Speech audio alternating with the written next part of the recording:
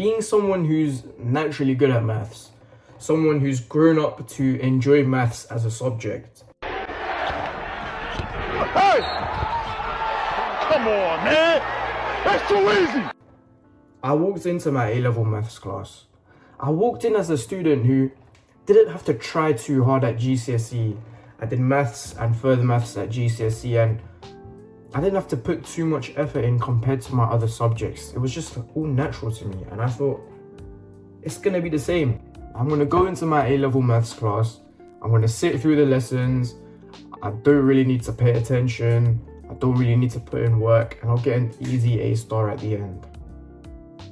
But I was wrong. There was so much stuff that I had never seen before in my life. Don't get me wrong, the first few parts were quite easy. The first term and a bit, it's all light work. Like, it was new stuff, but it was stuff that I was able to learn because I'm someone who's naturally good at maths. But it did get difficult. Trust me, it got difficult. Not difficult to the sense where I was really struggling, but difficult to the point where I actually had to put effort in. I actually had to start working at home to make sure I achieved that A star. And I got an A star. I got an A star in my maths and further maths end of year exams. So I'm automatically predicted 2 A stars right there. But I want to make this series to help those of you that are coming into year 12, that are still deciding, that still have time to decide on the subjects that they want to do. And hopefully my honest guide, my honest opinions on the subject, maths, I'll be doing one for further maths, economics and chemistry, to help you aid that decision. So let's get into it. Now, first of all, I'd like to start off by saying, if I had to pick a subject where I was most comfortable at, where I felt like, yep, I'm gonna get an A star in this, it's maths. Because I know I'm capable of putting in the work and achieving that A star in maths. Mainly because I enjoy it as a subject. It might be new stuff to me, it might be new difficult things, but I'm happy to sit at home and go through these difficult things compared to chemistry.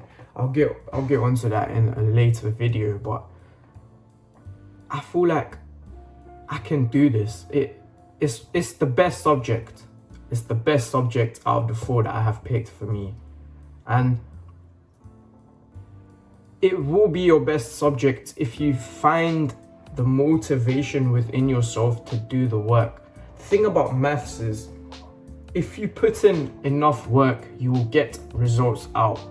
There's no thing such as you have a bad day, so you're not gonna do well. If you put in work, you will get results. And I don't think there's any other subject other than maths that is closer to that statement. The more you put in, the more you get out. So stop because something like English, history, if you have a lot of effort put into it, you put in so many hours of work, so many hours of revision, hours of essay practice, you still might fail your exam. You still might not fail, but you flop it because the question that comes up, the essay question, you have no idea how to answer it. It's worded weirdly, but it's not the same with maths because maths is repetitive. Questions are repeated in different words with different numbers. It's the same concepts over and over again. And with enough practice, you will overcome the challenges you face. With enough dedication, enough motivation, enough discipline to go through the work, you will do well in maths.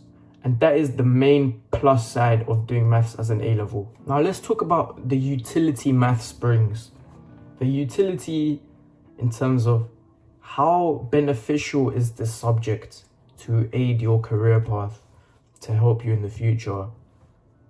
And it's very beneficial. Maths will apply to almost 90% of the courses at university, the apprenticeships. Maths is a subject that goes alongside with so many things.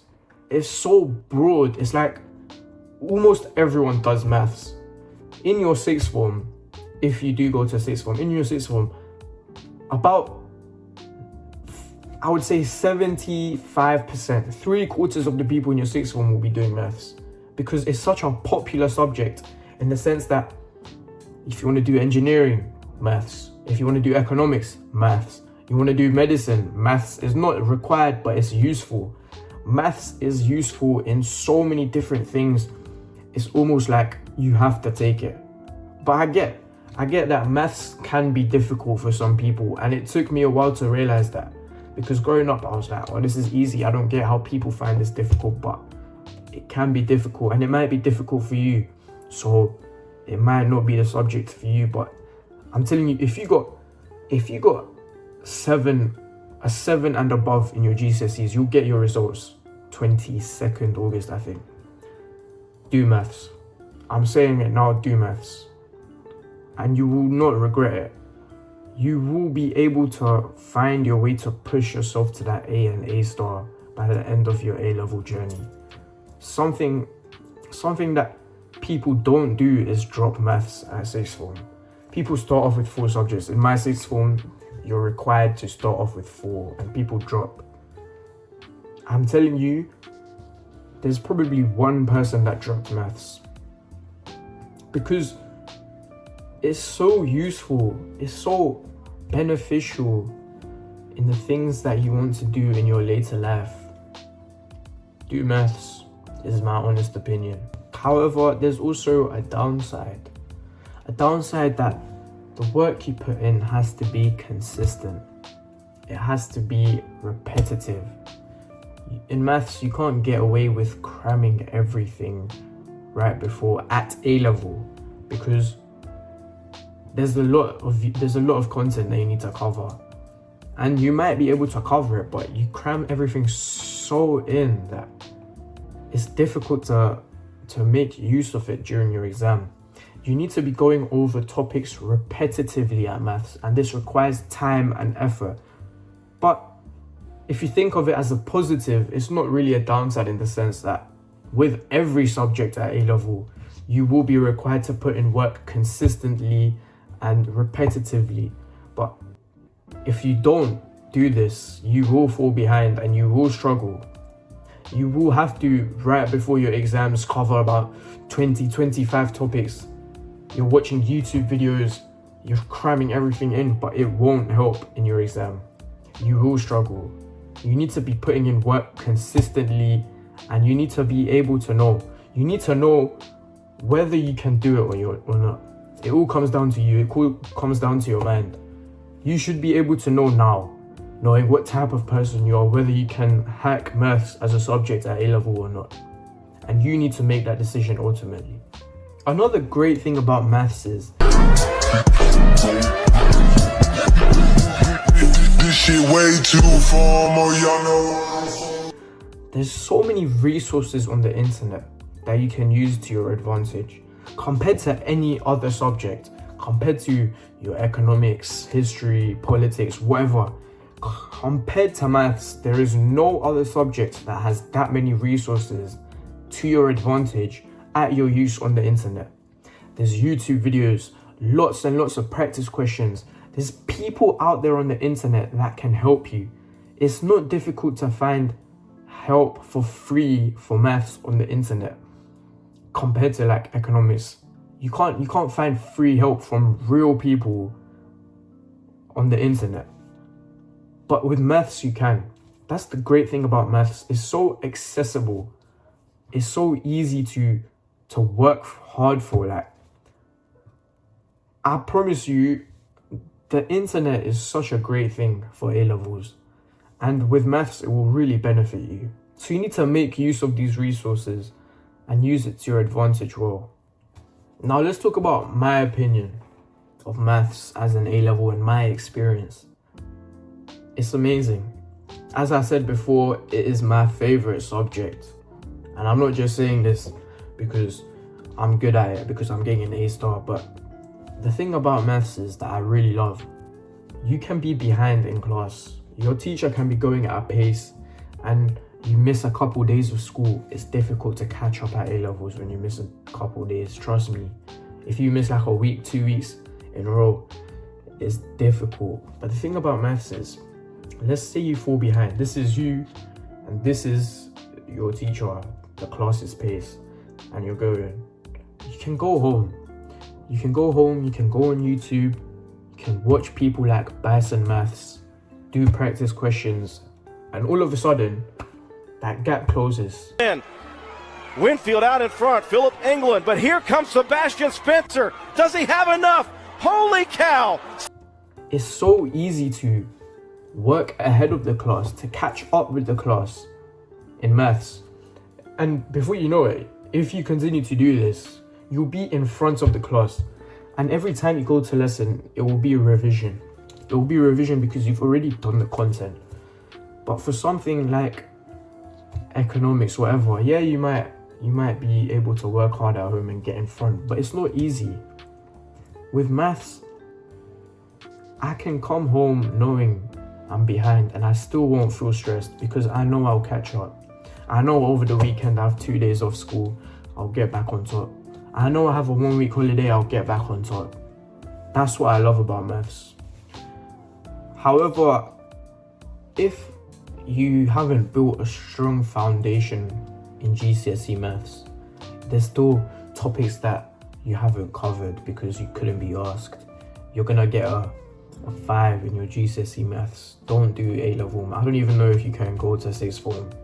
I think you can with up 5s and above, but you don't want to do A-level maths. Typically because you don't have this foundation built, and a lot of the work you do is a significant step above what you did at GCSE, and it will be difficult for you to transition. So if this is you think you're someone who hasn't done too well at GCSE maths, then A-level maths isn't for you. One thing I've noticed about A-level maths is compared to GCSEs, it's a lot more competitive in terms of your peers, your students, other people in 6th forms, because it gets serious in 6th form. People that you might think were messing around in GCSE all of a sudden lock in, because this is a significant part of your educational journey. And you will have to work hard to be able to outcompete these people. I would say I was ranking number 1 in my GCSE maths class. I came into 6th form, but it's like it started to alternate in some of my classes that he's on top of me, sometimes I'm on top of him. And I need to make sure I'm working hard to stay on top, to be able to outcompete all the competition, because people do put in the work and you have to keep up with these people or you will fall behind. If I had to conclude, I would say A-level maths is a great subject choice. It's easily balanceable with your other subjects. It won't take up too much of your time as long as you're consistent. But if you're someone who hasn't been too good at maths, who hasn't had a good track record at maths, haven't built a good foundation in your GCSEs, you get a 5 or a 6 in your math, you're not going to get the top grades at A-levels. You're not going to get the top grade at A-level maths, and you will struggle. So you have to decide for yourself, because ultimately it comes down to you. I don't know what kind of person you are, but you know who you are, you know what your strengths and weaknesses are, and maths might not be for you, and that's fine. But I definitely recommend it. Even if you don't like maths, but you manage to get a 7 to 9, pick it. Trust me. I can't recommend maths anymore because it will be so useful as a subject during your A-level journey. You will thank me. It's so balanceable. And you got this. You just have to wait for your GCSE results, narrow down your choices, and that's why I'm going to be doing this series on all 4 of my subjects.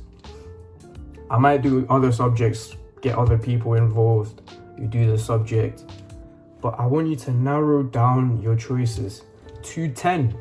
10 is a lot of subjects that you can narrow down to, and you might not even have to narrow it down to 10. You might be so already focused on picking certain subjects, 5 or 6 of them,